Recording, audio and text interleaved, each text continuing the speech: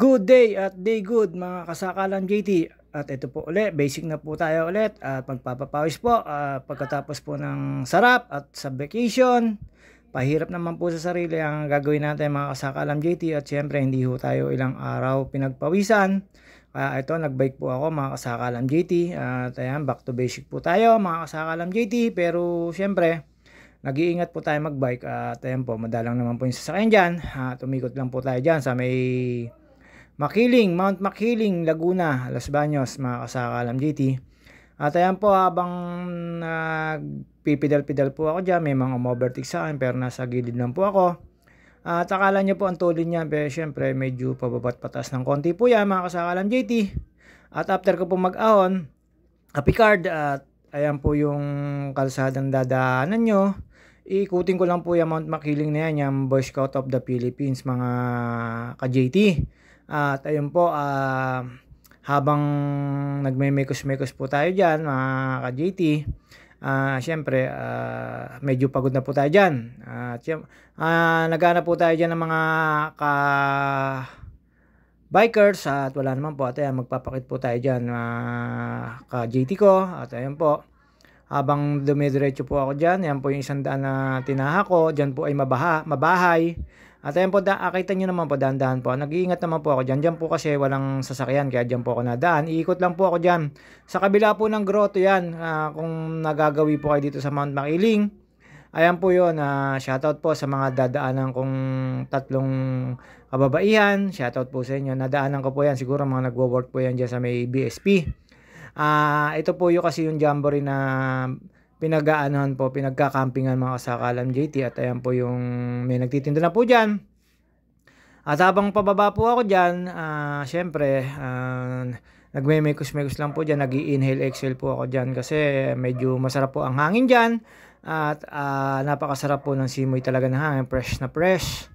Mga ka-JT ko po. At ayan po yung makikita nyo po, stress free po dyan mga ka-JT. At ayan po, sinasabi ko po sa inyo na pag dyan po kayo marumide, makukuha nyo po yung gusto nyong pawis, tapos fresh po, tapos hindi po stress sa mga sasakyan.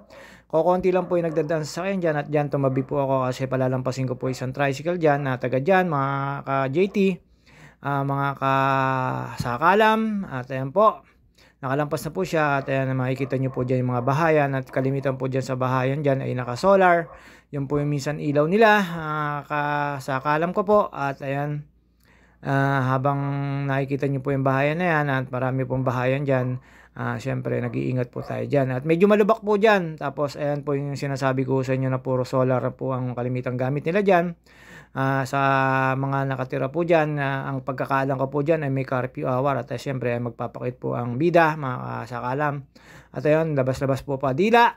At shoutout po kay Baby Jollibee, yung bakasyonista ko po. At ayan, tagaktak na po pawis ko dyan. Iikot lang po tayo dyan. Mount Makiling po yan, Los Baños.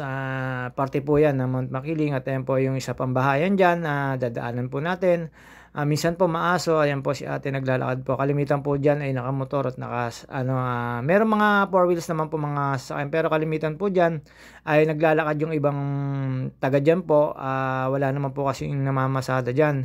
Wala naman pong problema dyan kasi nasa loob po kayo ng UP. May mga guard po dyan. Hindi naman po delikado. At kilala na po sila dyan bago ka po makapasok dyan. Siyempre makakilala po sa guard dyan mga ka-JT sa alam.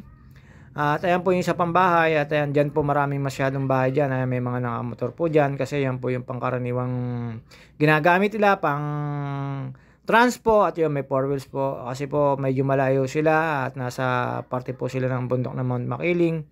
At ayan po, medyo pababa na po tayo dyan. Nakita ko po si tatay nasa gitna, nakihiraan po ako at tumabi naman po. At ayun po, yan po iikutin ko lang po papunta doon sa kabila at makikita nyo naman po pag dyan naman po talaga kayo nag-ride. Napakasarap po. Dito po ay wala ako makitang forever. Inaantay ko pong bumaba si Mount Makiling at hindi naman po nagpapakita sa akin. At syempre, sa fairy tale lang po yun siguro. At kung totoo man, mga kasakalang JT, pwede naman po natin paniwalaan, pwedeng hindi po. At ayan po yung kalsada pagkatapos nyo po dyan. Makikita nyo po dyan yung yung outpost ng security nila, security guard dyan. Tapos kakanan po kayo papanik po mga ka-bikers, mga kasakalam JT. At ayan po yung sinasabi ko po sa inyo, makikita nyo na po yung outpost ng security guard dyan. Ayan po yung mga bantay dyan, kaya hindi ko kayo basta-basta makapasok dito, lalo pag gabi. Meron po silang curfew hour. At ayun, ang transponder po nila, nakita nyo naman po, puro motor. At ayan, after ko po dyan makaliko sa kanan, at ayun na po, aahunin ko na po yan. Ayan po yung sinasabi ko sa inyo, nakita nyo po yung sa kanan. Ayun po yung pinanggalingan ko. At ayan po yung isang ahon. Paikot lang po yan, mga kasakalan GT. Hindi po kayo maliligaw dyan. Pag pumasok na lang po kayo sa may mismong campus at medyo may maraming kaliwaan, kananan at ipili ho kayo. Pero isa naman din po ang paglalabasan nyo dyan pag sa may UP campus po kayo dumaan, sa may Baker. Medyo marami lang pong likuan. Medyo mahirap po. Pero isa lang po yung lalabasan yung highway. Doon po sa may gate at sa may Maahas at sa may Erie, mga kasakalam JT. At ayan po, hindi na po ako dumiretso doon sa may papuntang UP campus. Umikot lang po ako. Siyempre, nagpapapawis lang po tayo at naghahanap ng forever. Wala naman po tayong makitang forever. At ayan, nakita nyo na po, ang dami na po sasakyan kasi main way na po yan. Papanik po yan doon sa may naka-sign na 3 fingers na Boy Scout of the Philippines.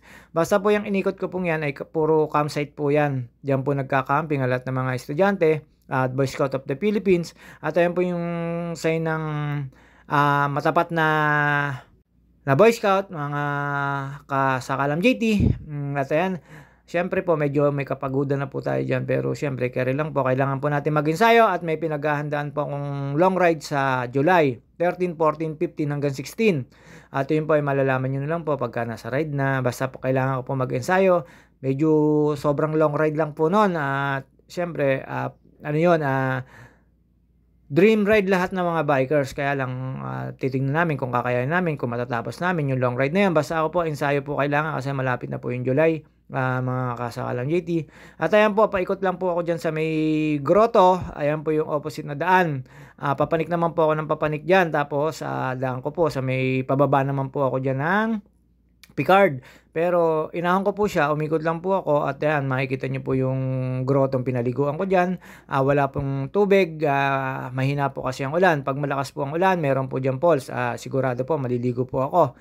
At ayan po yung sinasabi ko sa inyo. Ingat-ingat lang po tayo mga kasakalam JT. At yan po ay parte po yan ng Mount Makiling. At marami po natambay dyan. Pwede ko kayo mag-picture-picture dyan at mag-picnic. Wala naman pong bawal dyan. Basta yung inyong garbage ay dadalhin nyo. At ayan, tumambay po ako, uminom po ako ng tubig dyan at nagpakit po ako mga ka-JT. At ayan po, nakita nyo naman po yung pawis ko. Lakad-lakad lang po tayo dyan, mekos-mekos lang po tayo dyan. Ayan, pinakita ko lang po yan. At syempre, mamaya-maya po, bababa na po ako dyan. At nagpahinga lang po ako para pag ikot ko po, pagbaba ko ay fresh po ako mga ka-bikers ko at mga kasakalam JT. At maraming salamat po sa nag-follow sa akin at nag-add at sa mga nanonood. Thank you so much. At ayan po, pababa na po ako dyan. Kaya mga kasakalam JT, magpapaalam na po ako. And see you on next vlog. Pauwi na po ako nyan. Siyempre mga kasakalam JT, dahan-dahan lang po tayo dyan. Ayan po yung Picard na inaahon. Bababain ko naman po at bumalik lang po ako dyan sa dinaanan ko. Ayoko na, di po ako dumaan dun sa may National Highway. Dyan na lang po ako dumaan sa may Picard na may bagong munisipyo sa mga nakakalam po.